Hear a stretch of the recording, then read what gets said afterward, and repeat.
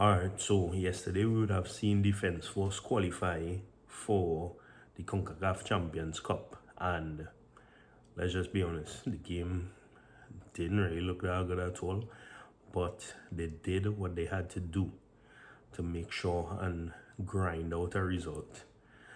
So going into the second leg against Cibao, they were up 3-0, and I guess they were playing low block and wait to counter, which seemed to be working.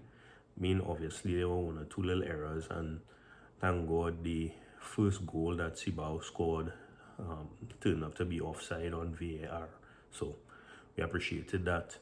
And then we were able to hold them for most of the first half, so it was looking like we was going into the first half with our 3-goal advantage intact until the 3 or 4 minutes of complete madness, where Cibao came and scored 2 quick goals in extra time in the first half. One in the 6th minute of extra time and one in the 8th minute of extra time. Yeah, it had plenty extra time because it had plenty injuries and a lot of stoppages.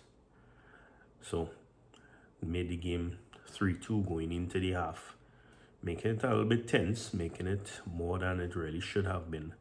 But to be fair, Cibao is a good team and they were pressing hard. Then Captain Molino did what I guess Captain Molino does. He always kind of breaks up the play, gets the fouls, stops the run and the constant wave of pressure that they were bringing. And eventually, in the dying parts of the game, when they were really pressing, even just to get the 3rd goal to probably go into extra time, then Molino had a breakaway, ran and passed it on to Oliveira, who had a simple tap in, and there it was. That was our insurance goal to make sure that we make it to the CONCACAF Champions Cup. So most people asking, well, all right, what does that mean and what now? So honestly, the Champions Cup is equivalent to like the UEFA Champions League tournament. So just to kind of give it a scale to let you know how top quality the competition actually is. And I know when it comes to information, the person who I get information from is Prince, and he mentioned to me that the last time a Trinidad and Tobago team made it into this tournament was 2016, so almost a decade, and the last time Defense Force made it in was early 2000s. I think it's 2002. So we know that Defense Force is a pretty decent team. They had an excellent run last year.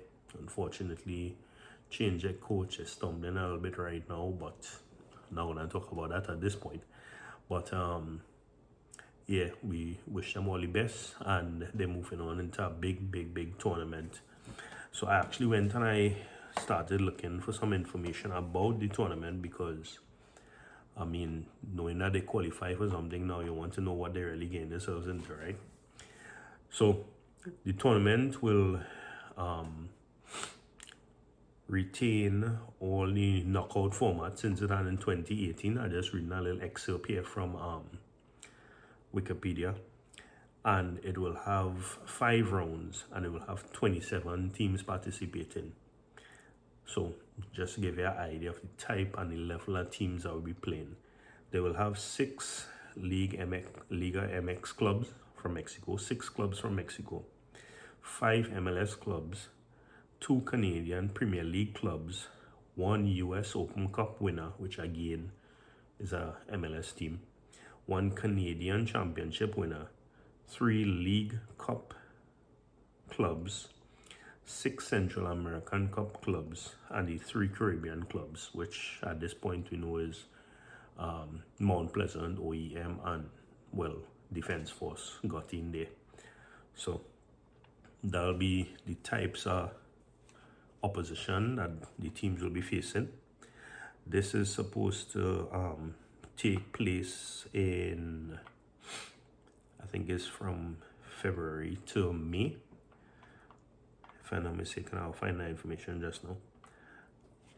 And now going into some of the names of the teams. So we would be in round 1. The format of the competition is 22 teams will be playing in round 1. There'll be a home and away leg, and the aggregate winners of those 11 teams would add to the 5 cup winners that I would have mentioned just now, and that would form the round of 16. So like Mount Pleasant would have won in the Caribbean, they would be waiting to play in the round of 16. The 2 other teams, OEM and Defense Force, we will be playing in round 1. We're hoping that we get through to that to make it to the round of 16. So some of the teams, the official draw for the tournament would be December 9th, so that is next week. And the first round of games would be February the 3rd that week. And the competition's final will be on May the 30th. So top quality football, and really hope that Defense Force could go outside and make a name and show for themselves. When it comes to Defense Force, I really want to talk about the goalkeeper. I think his name is Isaiah Williams, 22. He did pretty well. In the first leg, I think they say he had about 8 saves. In this second leg, they scored 2 quick goals on him, but he saved a penalty, and he was very instrumental in 1 or 2 other plays that they could have scored also.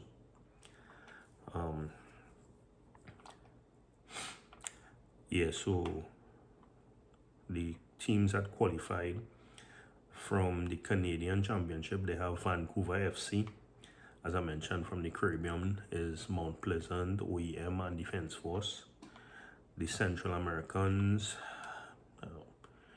is 6 teams from there. I can't really pronounce those, so I'm not really going to try to pronounce them. The Canadian Premier League would be Forge FC and Atletico Ottawa. League Cup from the United States, the MLS, Seattle Sounders, Inter Miami, LA Galaxy. When it comes to the Mexican teams, it has Club America, FC Monterrey, Deportivo Toluca FC, Cruz Azul, Tigres, and Pumas. The MLS teams, Philadelphia Union, FC Cincinnati, Vancouver Whitecaps, and San Diego FC. Nashville SC, also part of the competition. So again, this is a big tournament that our team has gotten into, and is actually a really good testament of our league. It would bring exposure to our players. It would bring exposure to the league because they would know that they're coming from the TTPFL. So it's an excellent time for us to really up the standards and make sure that we consistently get into these kind of tournaments now, because again, this is the biggest tournament in our region at this point, and we have a team inside. So as always, and as I would always say, reach out to your players, let them know that you're proud of them, that you're following them, you're supporting them, and we're looking forward to the draw on the 9th to see who we get to play in round 1. So as always, like, share, and subscribe, and we'll continue talking Trinidad and Tobago football and trying to move it forward as much as we could, even right here in the conversations. So do enjoy the rest of your day.